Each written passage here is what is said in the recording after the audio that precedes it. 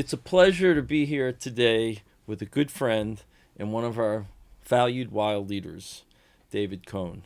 David was named co-managing partner of the firm's Miami office earlier this year, and he's also a partner in our world-renowned restructuring department. David, thank you so much for coming up to New York today to be here. Thanks for having me. It's a pleasure to be here. I'd like to start by talking a little bit about your practice and going back to when you were first starting out as to why you gravitated towards restructuring. Yeah, it's sort of interesting. I ended up graduating from college around the time of the great financial crisis. And so everything that was going on at the time were Lehman Brothers and Bear Stearns. I remember it well. Yes. And the auto industry was sort of happening live in front of me. And we were learning about it. I actually had an internship at General Motors corporate office. And so I had a sort of firsthand view as to what was going on. And so when I went to law school and started studying bankruptcy law, and got to a firm and actually got to see the men and women that were on the front lines trying to sort of salvage these crises, preserve jobs, preserve companies. It was really amazing to watch sort of the problem solving that was going on and the real world issues and dealing with it. And every situation was unique. So it was just an incredible, rewarding experience and piqued my interest. And so when I had the opportunity to come to Weil and the rest work with is the history. best, And the rest is history. and we fast forward, we're here today, and it's been incredibly rewarding. It's awesome because it's been so interesting to actually hear the different perspectives from those on your restructuring team throughout the series and throughout these discussions. And so many good reasons to join this esteemed group. I'm curious on the client side. Is there a market development or trend that you're seeing with clients over the past year or so?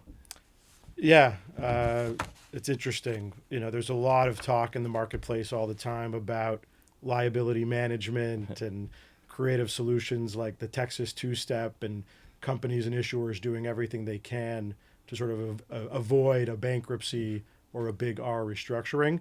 But what we've actually seen over the last few months is a return in many ways, and it's been covered a lot in the mainstream media, sort of these big corporate collapses, where there's things like allegations of financial irregularities and using the Chapter 11 process as an open, transparent forum to resolve It's these funny how collapses. history repeats itself. Okay? Exactly. Yeah, no. And human behavior being what it is, history does repeat itself. Absolutely. And as you know, Weil's handled, 5 out of the 6 biggest corporate restructurings with situations like that, like Enron and WorldCom.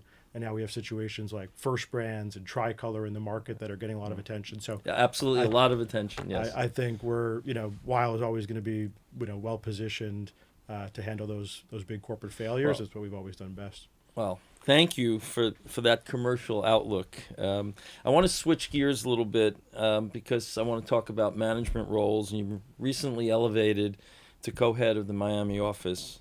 And I know from firsthand experience that people underestimate the amount of work that goes into firm operations. So what's been the greatest surprises so far, or even the most rewarding aspect so far? Yeah, I would say I certainly thought, and I imagine a lot of people think, that being in management involves logistics and a lot of checklists and things like that. But what I've found is that it's really about people.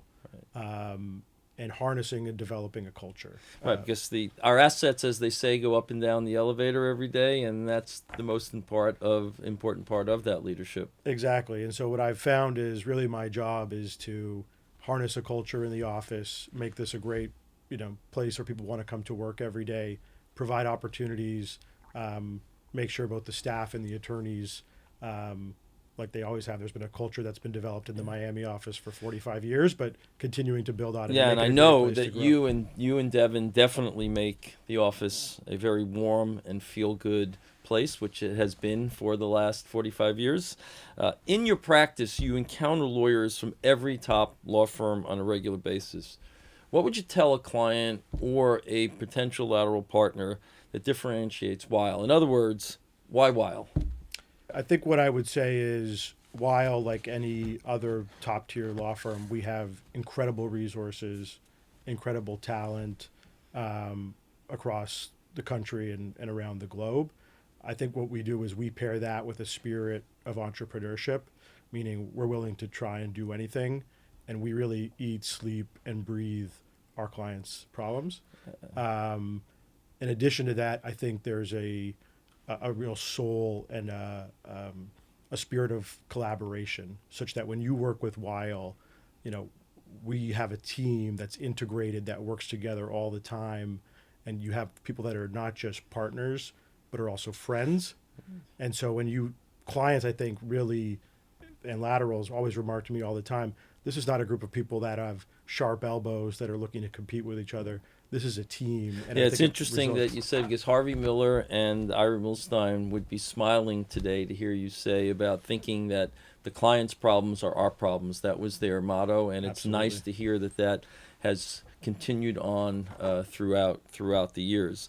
Look, that was clearly a winning pitch, and I believe every part of it and in the sincerity of it. Is someone who has been a partner, in a thriving area where cultivation of talent is really key.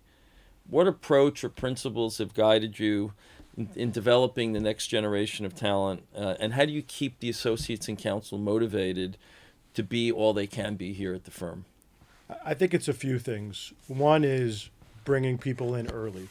So that means when you have an associate on your team, whether it's they're senior or junior, bringing them to client meetings, involving them in pitches, bringing them to court, getting them to see the strategy live so that they know not just what they're doing, but why they're doing it. I would say number two is providing sort of continuous, honest feedback. That means not just giving people, a review every 6 months to tell them how they're doing. It's about coaching and mentoring along the way so that this feels like a team sport and we're working on this together. And three, I would say, is just providing people opportunities. I found when I was coming up at Weil, if there was anything that you wanted to do, people would let you do it and go out there and sort of step out of your comfort zone a little bit. And so, again, I think it's opportunity, providing access, and providing feedback. I've had a lot of great mentors. No, I know. I mean, having great pass that mentors along. is so important along the way at every level in the organization. Those are all things that I've tried to do, and it's nice to hear you say them. And it's nice to do it everyone over the years, as I mentioned before. I'd like to sort of round out the conversation with something a little bit more open-ended, which is, who is a leader outside of the legal industry that you admire and why? Interesting. I think I'm going to go with. I'm going to give you a Miami answer, All which right. is I'm going to say Pat Riley. So Okay. Pat Riley obviously was a great basketball player, a really tough coach, but has turned into over time into a real strategic executive. And I think he's developed what people know as heat culture in Miami, which means that it's all about commitment, hard work, committing to that team ethos. And that's a team that has succeeded no matter who's on the roster. People come every day ready to work. I ready wish to the win. Knicks had that. Yeah, exactly. Exactly. Well, maybe Riley could go back. Yeah. Yeah. But I think, his approach to that organization, it can apply to any business, including a law firm. And I think it's something that, I think about often. So Pat Riley, that's my answer. So now we're going to really switch gears on Okay. you, and I'm just going to ask you a rapid fire series of questions, and just whatever answer comes, just shoot it sounds shoot it good. right back at me. How do you like to start each day? Every day it's the same. I wake up at 6:30 in the morning, double espresso macchiato for myself, and I make a cappuccino for my wife. 2 shots of espresso with a sprinkle of cinnamon on top. What's your favorite snack? Let's go with, I'm going to say Pringles sour cream and onion chips, which I think I need to make a policy to be removed from the office. All right, well, given that, what's your go-to health and wellness activity to offset that? Try to get to the gym a few times a week. Like to play tennis down in Miami, and for wellness, nothing beats a day at the beach, Yeah. getting some vitamin D. What's the last movie you watched on a plane? Not a movie, but on a recent flight to Europe, I watched the entire Dallas Cowboys series on Netflix. Wow. Which was cool because a couple of weeks later I had the opportunity to meet Jerry Jones. Okay, I was going to say Jerry Jones was featured in that. And talk to him about it. So that was a pretty cool experience. What was your favorite subject in high school?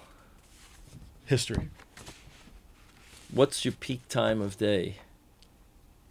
I'm going to say it's about 6:30 or 6:45 after that. I was that going to say first after the macchiato. Exactly. Okay. Name a habit or attribute that drives your friends and loved ones crazy. I think it's that I'm often accused of being way too slow to get out of the house because I'm either looking at my phone or deep in thought about something. What's the last TV show that you binge watched?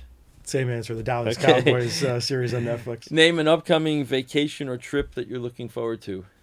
Well, it's we're settling into winter into Miami, so I think I'm going to stay put for the next little while as much as I can. I may be seeing you down there as the winter comes in. I would love that. But looking ahead to next summer, I've already started scoping out some cottages in Muskoka, north of Toronto, where I'm from, which is a great summer escape on a lake. Awesome. What word would an associate on one of your matters use to describe you? Responsive. Awesome. Well, thank you for doing this. Thank you for coming up here. I look forward to going down to Miami to visit. Very much looking forward to it. Thanks so much, Barry.